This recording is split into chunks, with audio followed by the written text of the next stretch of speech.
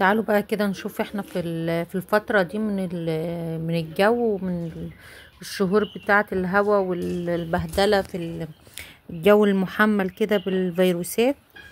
فاحنا لازم نحافظ على الفراخ بتاعتنا. قفلي كويس عليهم، يا ريت الهوا كمان اللي جاي من بره بلاش، بس على قد ما تقدري حاولي ان انت يكون في برضو منفس ليهم. باب حاجة كده تكون سايباه شوية موارب ليهم عشان برضو يغير عندهم الهوا بتاعهم. لازم برضو تهتمي بكل حاجة. تهتمي بالطيور بتاعتك. طالما بقى انت جايبة فراخ وعايزة تحافظي عليها من الجو ومن ده كله، لازم نحافظ على الحاجة بتاعتنا ونهتم بيها، بالذات في الفترة دي اللي الجو فيها مش كويس. تمام، الجو دلوقتي متقلب من سقعة لحر، نرجع هوا لسقعة تاني، فالجو مش مظبوط. تمام، اول حاجة نصلي على النبي عليه الصلاة والسلام، وبعد كده نبدأ مع بعض كده نقول نعمل ايه مع الفراخ دي. هقول لكم تعملوا ايه. تجيبوا كده الاول نحط لهم، لازم يعني نظبط الدنيا عند الفراخ. العلف بتاعك كده كده اي علف بيكون فيه مضاد، يعني بيكون فيه نسبة سموم، فاحنا لازم نحط لهم مضاد سموم.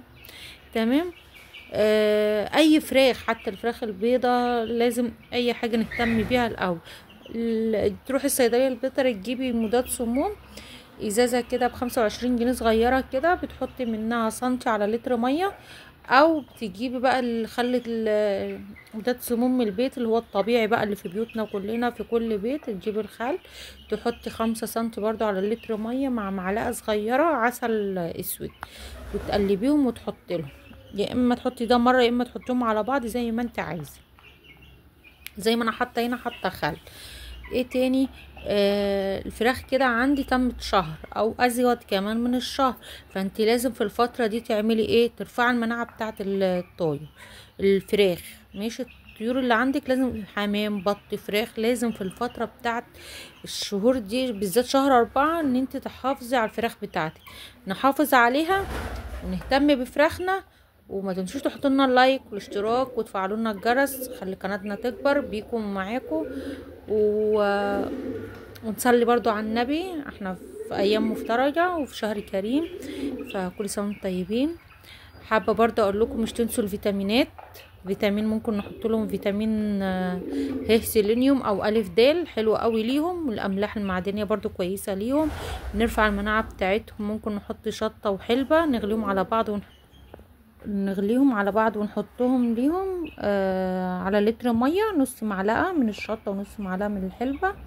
دي بتقضي على اي فطريات وميكروبات وفاتحه للشهيه وبترفع المناعه ما شاء الله. يعني بصوا، وصفه كامله متكامله ان شاء الله هنعملها مع بعض.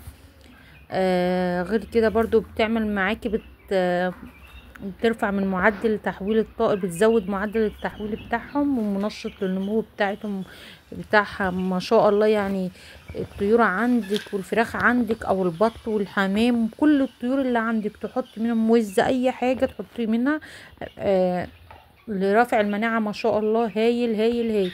وبرضو عندنا خل التفاح برضو من مضادات السموم العالية، حلوة خالص. يعني بترفع برضو معانا، بتزود معانا النمو بتاع الفراخ وما شاء الله. يعني ما فيش مشكلة لو انت حطيتي خل التفاح،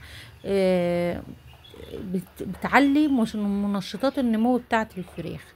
تمام، يا رب تكونوا كده فراخكم تكون بخير وفراخنا تكون بخير، ونعدي الفترة دي من الجو ان شاء الله كده على خير. حطوا لنا اللايك ومش تنسونا في